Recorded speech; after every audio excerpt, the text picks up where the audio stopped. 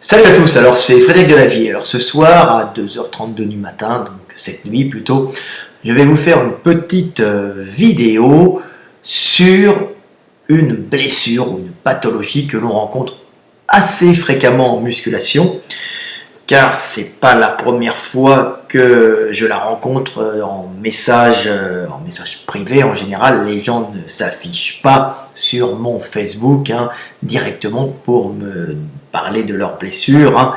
Ils vont plutôt dans les messages et je reçois, comme je vous ai dit, entre 5 et 10, même des fois 10 blessures par jour. Alors en ce moment, je dois en avoir 5, des fois c'est monté à 10, mais j'ai une moyenne de, on va dire, 5 par jour, blessures, douleurs, que les gens ont. Alors, ils me posent des questions à chaque fois.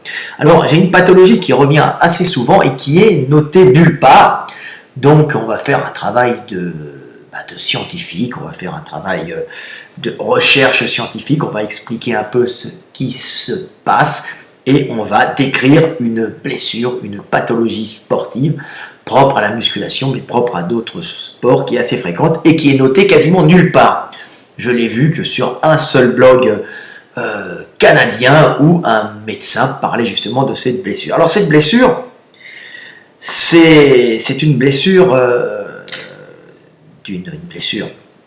c'est une lésion d'un nerf. Alors on va pas faire un peu de neurologie, alors c'est pas ma spécialité, moi je suis plutôt spécialisé dans la biomécanique et dans les pathologies sportives et plutôt musculaires, traumatiques, on va dire musculaires et osseuses, ce qu'on rencontre le plus souvent, mais il faut savoir qu'en musculation, que dans beaucoup de sports, il y a fréquemment des lésions nerveuses, neurologiques, qui ne sont pas forcément accompagnées de traumatologie musculaire ou traumatologie osseuse.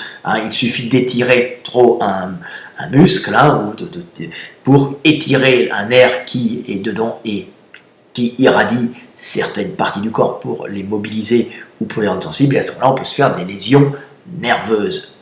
Des lésions nerveuses parfois qui guérissent. Alors ça guérit très lentement. Un nerf se répare extrêmement lentement, mais des fois ça ne guérit pas. C'est le problème de ces lésions nerveuses, c'est qu'on est souvent devant des problèmes, devant des lésions qui sont souvent irréversibles ou qui se guérissent très lentement. Donc ça va aller mieux, les progrès de la science avancent doucement, mais on se retrouve avec quelques lésions particulièrement chiantes, handicapantes et douloureuses, et qui arrivent des fois sans prévenir sur des mouvements anodins. Pourquoi? Parce qu'il y a une mauvaise conformation de l'individu, peut-être une mauvaise génétique, un mauvais développement, des problèmes de développement au cours de la croissance. C'est multifactoriel, mais il peut arriver qu'il y ait ensuite une lésion nerveuse, le plus souvent en sport dû à un mouvement excessif, qui entraîne justement cette lésion nerveuse. Alors en général, comme je dis tout le temps, si on fait un mouvement avec une amplitude un peu exagérée ou trop rapide, ce qui entraîne un étirement du nerf qui est serré et compressé des fois entre des muscles, entre des fascias, et il peut même y avoir, quand l'étirement est trop fort ou la compression est trop importante, une lésion, soit par compression excessive, soit par frottement excessif, soit par étirement excessif, et des fois il y a même rupture malheureusement.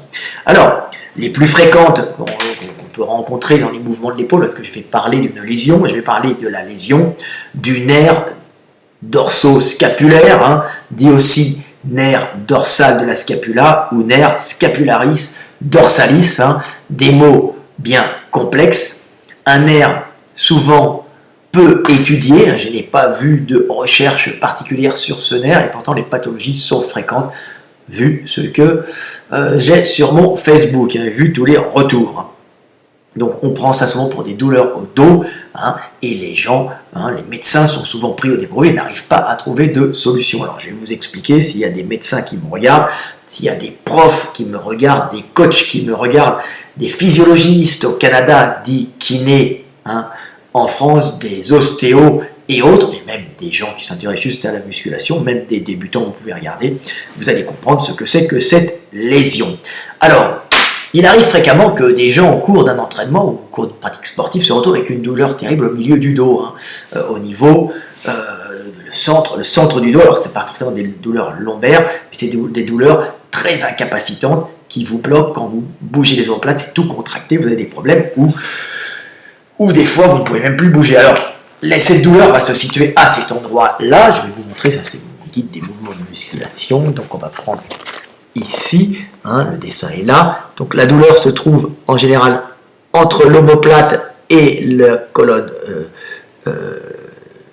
et le rachis, donc ici la colonne lombaire, dorsale, ici à cet endroit-là, et la douleur est en général ici, c'est très très douloureux, en bas de l'omoplate, vous avez une très forte douleur jusqu'en haut qui remonte des fois au cou et qui vous contracte le cou. La douleur est en général assez diffuse, et vous allez comprendre pourquoi elle est diffuse, parce que le nerf est un nerf qui irrigue deux muscles en même temps, donc c'est une douleur terrible qui vous gêne le milieu du dos, quand vous étirez un peu, vous avez mal, ça vous empêche de dormir, la douleur remonte jusqu'au cou et peut des fois déclencher des névralgies terribles parce que vous avez le cou complètement contracté, vous avez tout le milieu du dos contracté entre l'omoplate, ici la scapula, donc la douleur va se trouver ici, en général elle part de là, par là, elle est toute cette zone à cet endroit-là, on va le faire ici, toute cette zone ici, elle part d'ici, la douleur, là, souvent au bas, très sensible, des fois à cet endroit-là, et elle remonte dans le cou jusqu'à là, contractant terriblement le rachis, et même pouvant déclencher des névralgies, dont la célèbre névralgie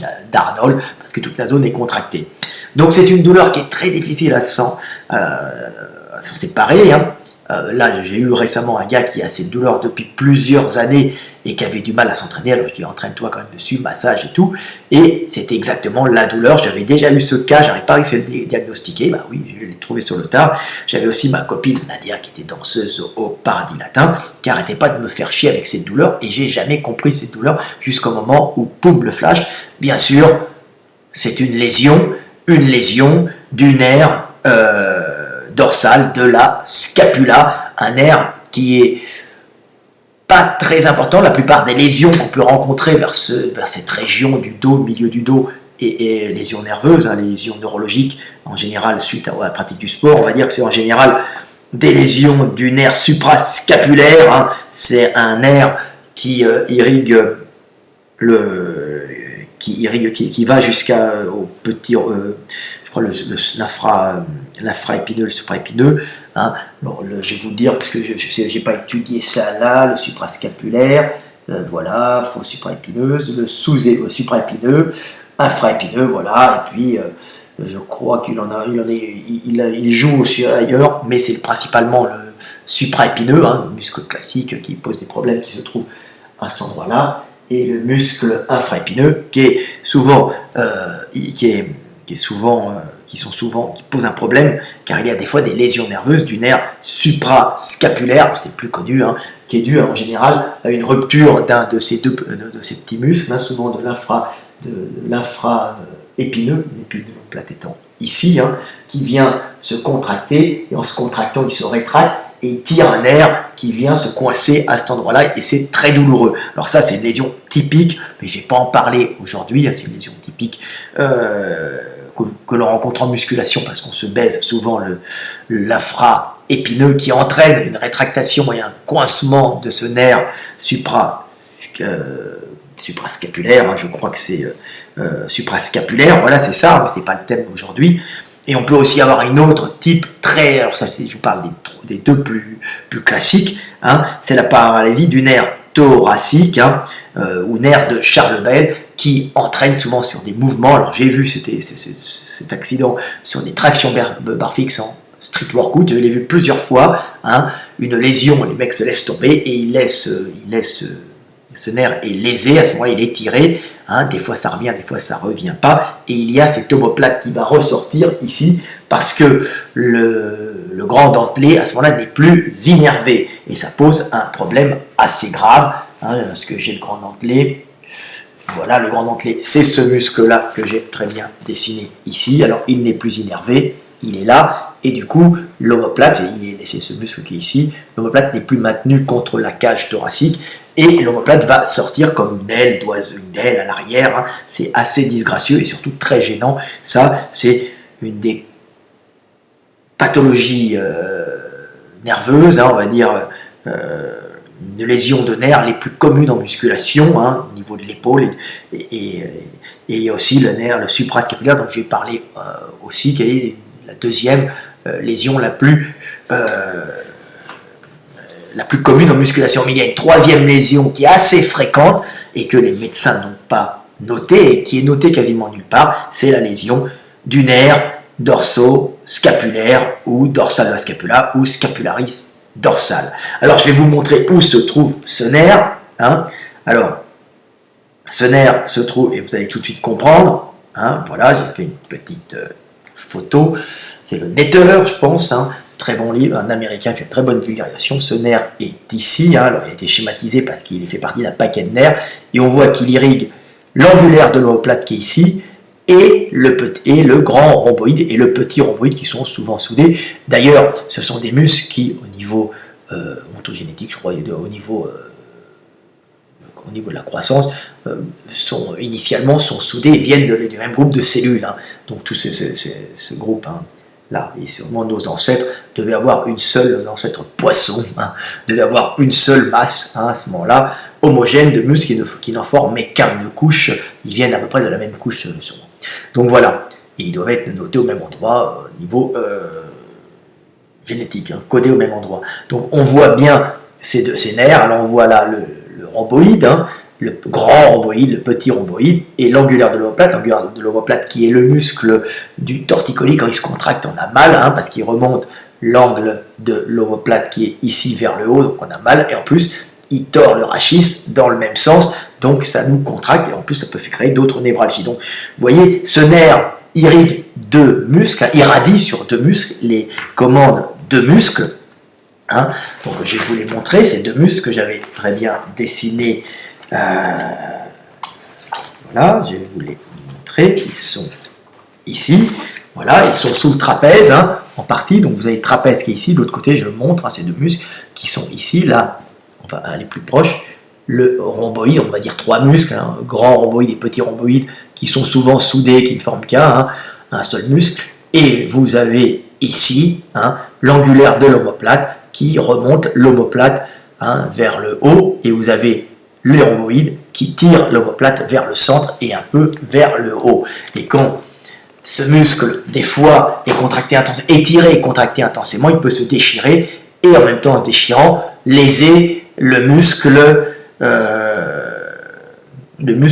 dorso-scapulaire, ou scapularis dorsal, ou dorsal de la scapulaire. Alors, je vais vous le montrer ici, hein.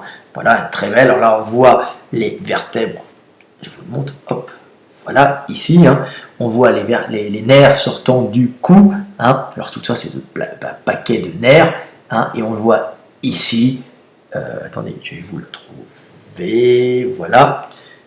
Ah merde, j'ai le doigt au mauvais endroit. Donc ça me le coupe parce que c'est la vision. C'est assez dur à montrer.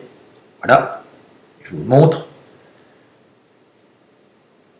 Voilà, dorso, voilà, il est entre C4 et C5, donc on le voit ici, le muscle, le nerf le nerf C4, C5, dorsal scapulaire, il est ici, à ce moment-là, j'ai du mal voilà, on le voit ici, c'est un petit nerf, hein, il sort là, alors en général, il n'est pas lésé par compression, hein, en général, puisqu'il n'y a que celui-là qui est lésé, vous le voyez en haut, je vous le montre ici, hein. Il vient de C4, C5, hein, et il redescend, et il irradie dans l'angulaire de l'omoplate qui vous remonte l'épaule, et qui remonte par l'arrière, hein, qui sont les fixateurs d'omoplate, et qui remontent l'épaule, qui sont des muscles très importants, mais aussi très douloureux quand ils se contractent, et la lésion de ce nerf, alors qu'elle soit en haut ou en bas, peut créer des douleurs absolument gênantes, et qui vous accompagnent très longtemps. Alors il faut, souvent, ça entraîne une contraction du rhomboïde et de l'angulaire de l'omoplate. Alors des fois c'est que le rhomboïde selon qu'il est lésé, hein, le rhomboïde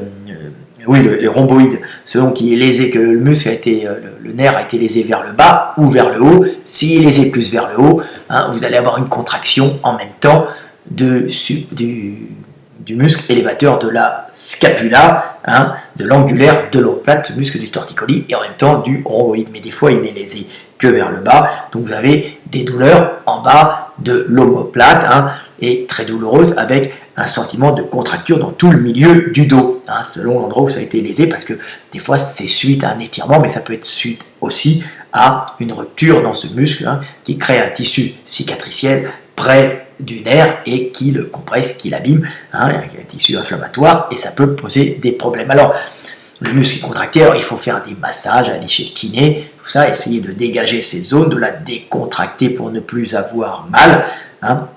Mais ça peut être aussi une lésion du nerf quand vous avez fait un faux mouvement avec. Alors, je vous explique comment on se fait mal à ce... comment on se crée cette pathologie. Ben, c'est simple, j'ai fait un petit schéma ici, hein. On prend un poids important dans la main, on reçoit, bon, j'avais la personne qui avait pris son petit garçon qui s'était pendu à son bras, il avait dû tourner la tête dans l'autre sens par là, le poids étant ici, hein, le rhomboïde et l'angulaire de l'omoplate se contractent et se sont sûrement déchirés ou ont été étirés. En s'étirant, ils ont étiré le nerf ou visiblement les muscles se sont déchirés et en se déchirant, ils ont dû créer du tissu cicatriciel autour ou près du nerf. Donc ouais, parfois les deux, des fois c'est juste le nerf qui est tiré ou abîmé ou lésé totalement ou même arraché, ce qui est plus rare. Donc on se retrouve avec une terrible douleur et vous voyez une terrible contraction de ces deux endroits, ce qui fait que on a l'omoplate qui part vers l'arrière, on a tout le temps ces sentiments de contraction, on a du mal pour dormir, on a une douleur qui nous gêne en permanence, hein, l'impression d'avoir tout le milieu du dos et le cou contracté, et c'est très très gênant, les gens vont jusqu'à arrêter la musculation.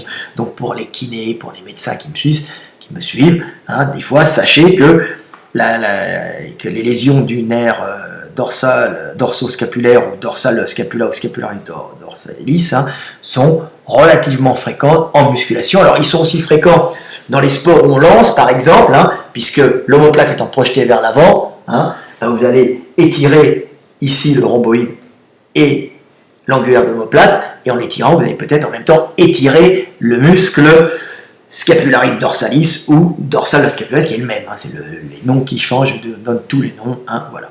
Donc sachez maintenant que cette blessure est une blessure typique que l'on rencontre en musculation, surtout que des fois on doit porter des poids importants, un haltère dans une main, comme je l'ai fait, on tire la tête d'un côté, l'omoplate part dans une main, ou on tire en dorsal trop fort, et on va se léser, ce muscle va poser un gros problème, je vous le remontre encore, hein. Voilà, vous tirez d'un côté, la tête de l'autre sens, l'omoplate part par là, vous baissez en même temps l'épaule, hein, et ben vous allez tirer sur ce groupe musculaire, rhomboïde, hein, petit et grand, angulaire de l'omoplate, et vous allez vous faire une lésion nerveuse par étirement de ce nerf, hein, rarement rupture, mais des fois étirement de ce nerf, ce qui est particulièrement gênant. Voilà ce que j'avais à dire.